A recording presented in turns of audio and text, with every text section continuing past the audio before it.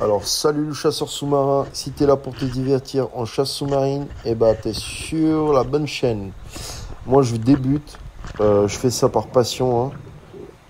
Je fais pas ça pour l'argent. Bah, même si j'ai un abonné, je vais continuer à le faire. Perso, c'est pour moi aussi. Je garde comme ça mes vidéos. Là, comme vous voyez, j'ai jeté mon fusil dans l'eau et je le récupère après. Et bah, je vais le charger, hein. Et après, on va commencer à chasser. Aujourd'hui, on va chasser sur une épave et après, on va partir le long de Schulcher, direction. Enfin, on part du ponton de Schulcher, hôtel La Batelière, direction Fort-de-France, en essayant d'avoir du poisson.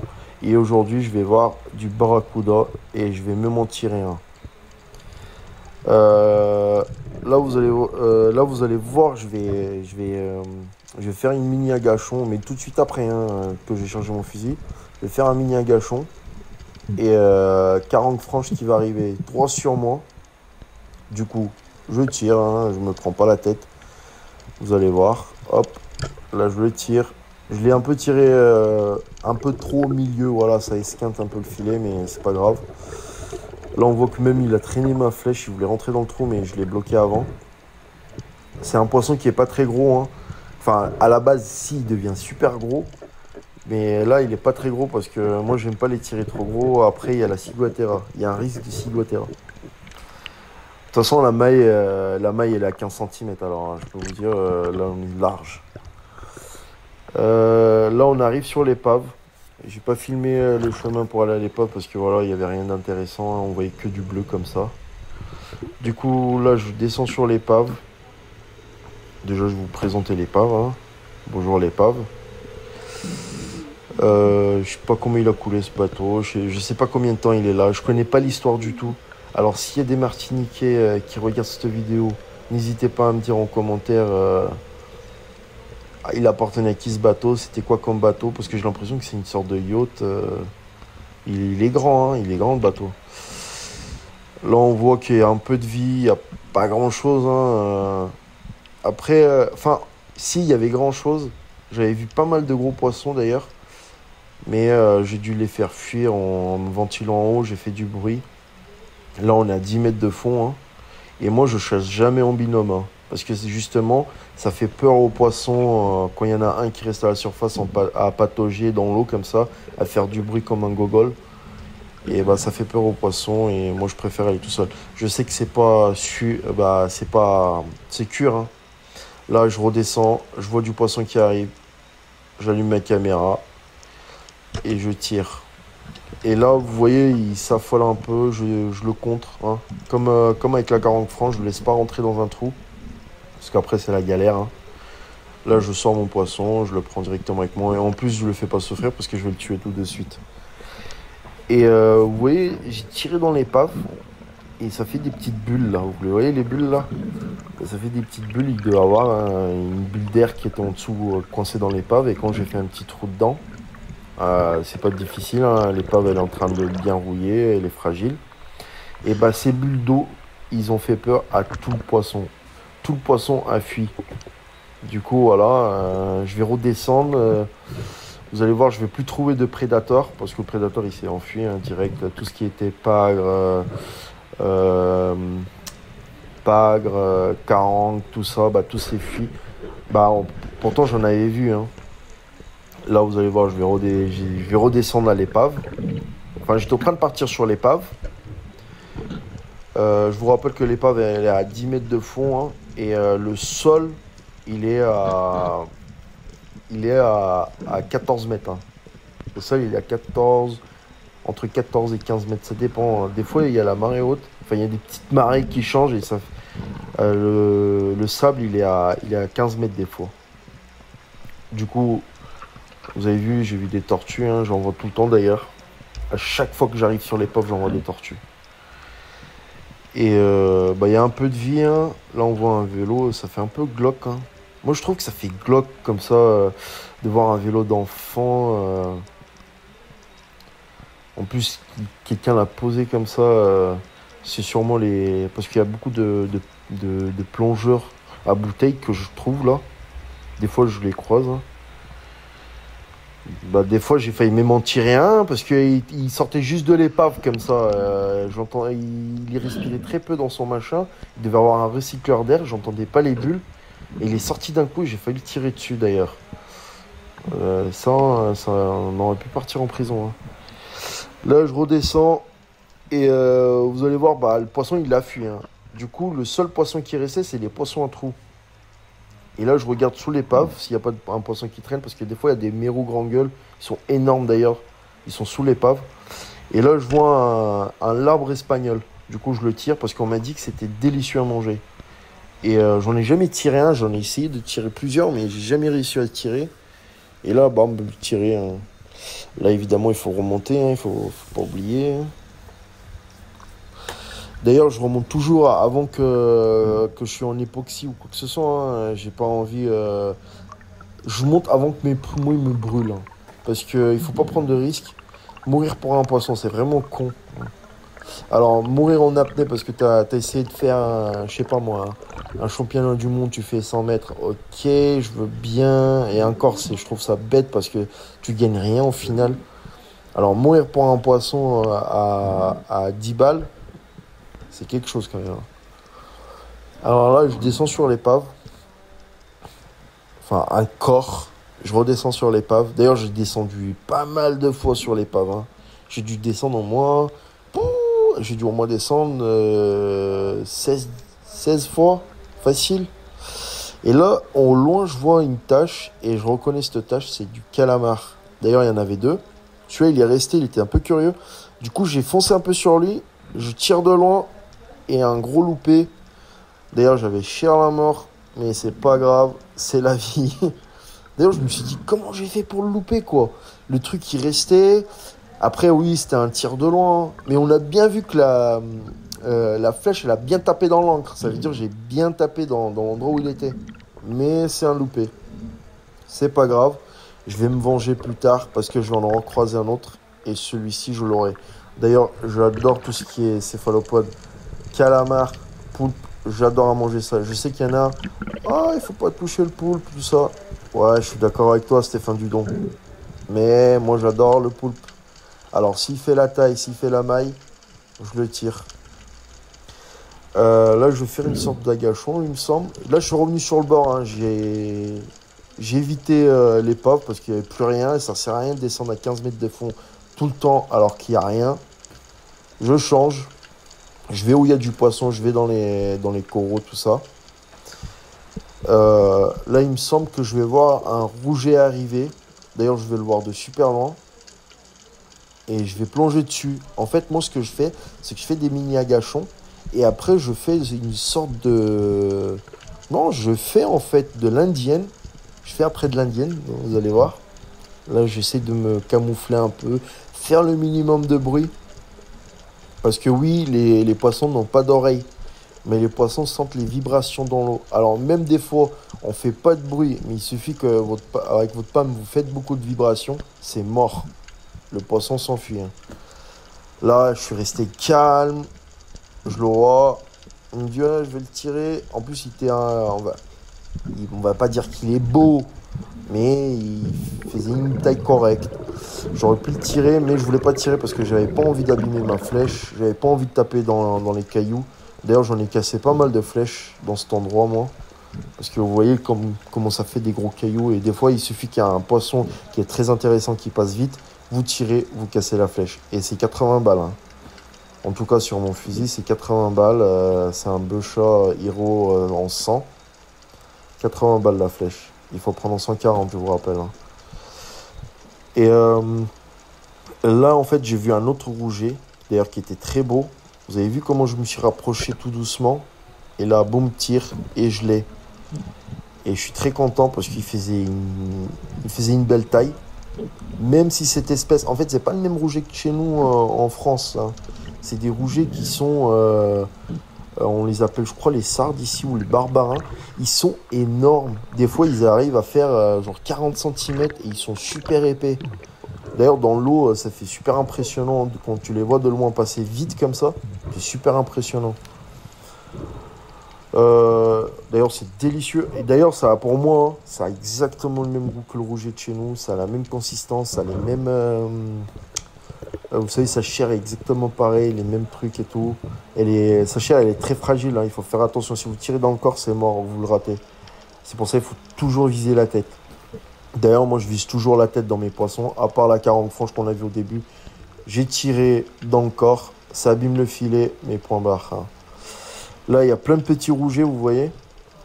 Mais je vais pas tirer parce que je les trouve trop petits. D'ailleurs, une fois qu'on a vu le rouget de là-bas, enfin des Caraïbes, il est énorme. Alors, on n'a pas envie de le tirer. Là, il y a une orphie qui passe, tire, et gros loupé. D'ailleurs, c'est dur de les tirer d'en bas comme ça. Mais dans d'autres chasses, je les tire d'en bas comme ça et je les ai, hein. Le Beuchat, je le trouve assez précis quand même, ce fusil. Après, c'est son homme, hein, si c'est bien utilisé. Moi, ça m'arrive, des fois, je stresse un peu et je loupe. Et même si des fois, le poisson fait, je sais pas moi, 2 mètres de long, j'arrive à le louper, hein. Ça m'arrive de louper. Et j'en suis sûr que toi aussi, ça t'arrive de louper. Là, on voit qu'il y a des 40 franches et des rougets. Moi, je vais les appeler rougets, hein. Je sais pas exactement le nom. Je vais les appeler les rougets. Et on voit les rougets qui passent. Je les vois au loin, ils se sont posés. Moi, j'essaie de faire un minimum de bruit, hein. Et je regarde bien autour de moi parce que des fois, on peut se faire surprendre par des prédateurs. Là, d'ailleurs, il y a des pagres, ils sont énormes. Dans le même endroit, j'ai tiré un pagre. Il faisait 9 kilos. Je sais pas si tu connais un peu les poids des poissons, mais 9 kilos, c'est énorme pour moi. Et bah là, on voit, il y a pas grand-chose. Au loin, j'ai vu quelque chose. Et il me semble que c'est un sarde gris. Du coup, je mets mon fusil, je replonge mon, ma- ma- mon apnée. Voilà, mon apnée. Et il n'y avait rien au final, il n'est pas venu. Alors là, on repart. Et là, je vois une grosse tache qui bouge. Vous voyez la tache qui bouge là? D'ailleurs, on dirait qu'il est doré un peu. Et en fait, c'est une cigale des mers. C'est délicieux à manger. C'est à peu près le même goût que tout ce qui est crustacé, hein. C'est le même goût, hein. C'est le même goût que la langouste. Enfin, pas exactement parce que c'est. Je préfère les langoustes, moi. Mais il y en a qui préfèrent ça. Ils disent que c'est plus fin, c'est meilleur. D'ailleurs, c'est plus cher apparemment. Et celle-ci, elle était énorme. J'avais jamais vu une grosse comme ça. D'ailleurs, j'en prends jamais, hein. Quand je les vois, moi, je les prends pas parce que je trouve que ça ressemble à un cafard. Mais là, je l'ai pris parce que je le trouvais qu'il était énorme. Et ma femme, elle les adore. Elle adore manger ça. Du coup, je lui en prends à chaque fois. Et voilà, qu'est-ce que je vous disais? Le calamar. Alors, le calamar, il arrive. Boum, tire, mort. Tire net, entre les deux yeux. Et là, je l'ai pas loupé, hein. Je me suis bien vengé. En plus, j'adore ça.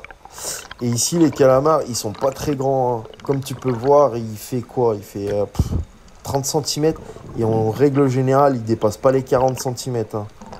Alors là, d'ailleurs, j'ai même trouvé des œufs. J'ai bien regardé, hein. Il est tirable tout au long de l'année. Il y a pas une période où il est interdit. À part le chatrou. Le chatrou, c'est le poulpe. Le poulpe, il est interdit à partir du 1er ou le 30 juin, il me semble. 1er juin, il me semble. Ouais. 1er juin, il est interdit jusqu'en septembre. Parce qu'en fait, je pense que c'est là il se reproduit et tout. Il faut le laisser tranquille. D'ailleurs, il n'y en a plus tant que ça, des chatrous ici, hein. Enfin, j'en trouve pas tous les jours, hein. Et là, je vois une sorte de gorette jaune. Il voulait partir, je tire. Je ne l'ai pas laissé partir.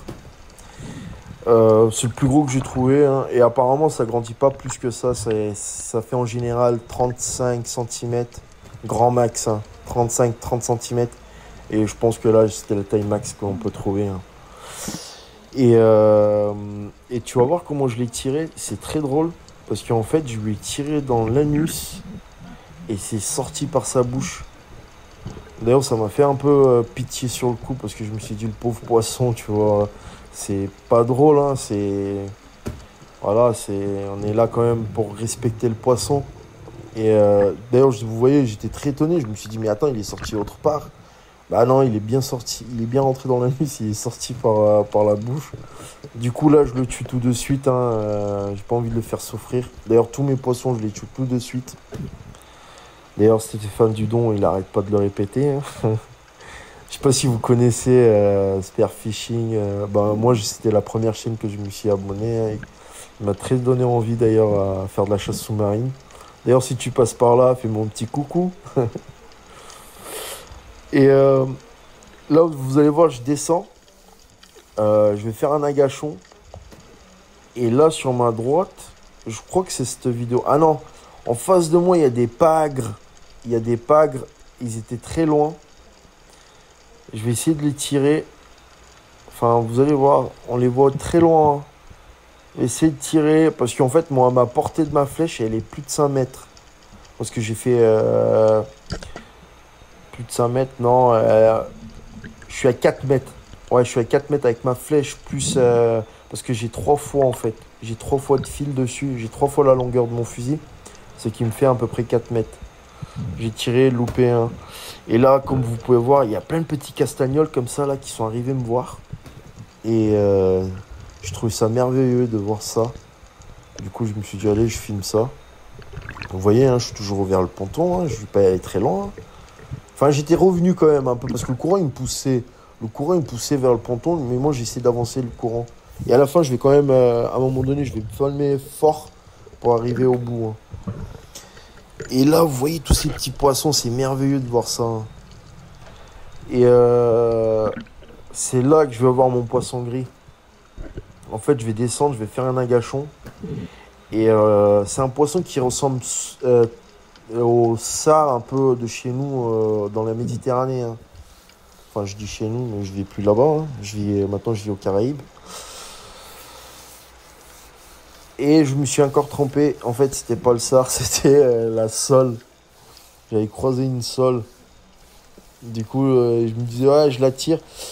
En fait, il y a une maille en Caraïbes. T'as quelques pagres et t'as le thon, la dorade coryphène, tout ça. Ils ont des mailles qui sont propres à eux. Hein. Le pagre, il a 40 cm. Les autres, ils sont à peu près à 112 cm pour le thon et tout ça.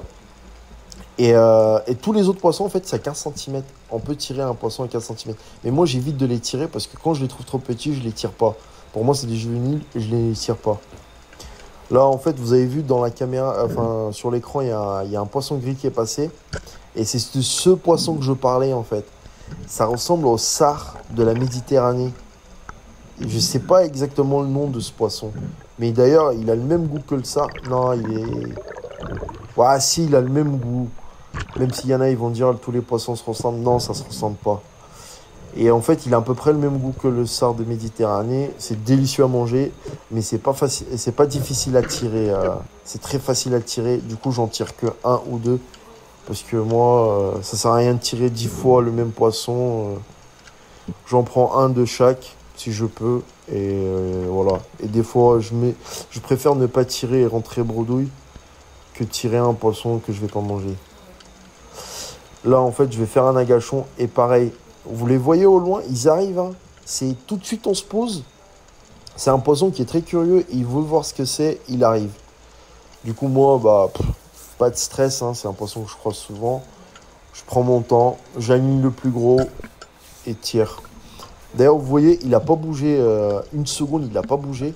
Et je me suis dit, je l'ai raté. Mais en fait, non. Je l'ai tellement eu fort et vite que même lui, il a dû se dire, mais qu'est-ce qui se passe? Et après, quand il a sorti la résistance, il a dû passer en mode, il faut que je me sauve, il est en train de me manger.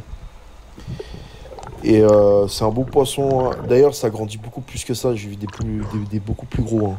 Celui-là, il est gros. Enfin, il est gros. Il est beau, quoi. Mais il n'est pas énorme. Hein. Mais c'est un poisson qui est beau. Et vous voyez, je lui tirais plein dans la joue. Hein. C'est ça qui a dû faire que ça l'a surpris, en fait. En fait, la douleur, elle a dû venir après. Là, je prends pas 1000 ans pour le regarder. Hein. Je prends direct mon couteau, je le tue. Hein. Là, je vais faire un agachon, il me semble. Je sais pas ce que je vais tirer, là. Ah non, je vais rien tirer, en fait. Il y a une tortue. D'ailleurs, vous avez vu comment elle est partie vite. Comme je vous ai dit, hein, je croise souvent des tortues. Et là, c'est les barracudas. Là, vous allez voir deux barracudas. Il y en a un devant, on le voit un peu moins. Je tire et gros loupé. C'est ce que je vous disais en fait au début. Des fois, on arrive à louper des poissons qui sont énormes. En même temps, j'étais à la surface. Il y avait de la houle. Je me suis précipité. Je ne voulais pas qu'il parte. Mais c'est un poisson qui part pas, hein. C'est un poisson qui reste autour de vous comme ça, tout doucement. J'aurais dû juste faire un petit plongeon et tirer. D'ailleurs, c'est ce que je vais faire plus tard en fait. Je vais les recroiser.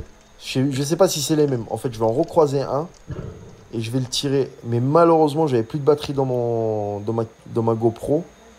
Et il est là. Et en fait, il faisait 15 kilos. Et c'était une belle bête, hein. Et merci d'avoir regardé la vidéo. Et n'hésitez pas, abonnez-vous. Et si vous voulez d'autres contenus, et voilà. Merci et au revoir.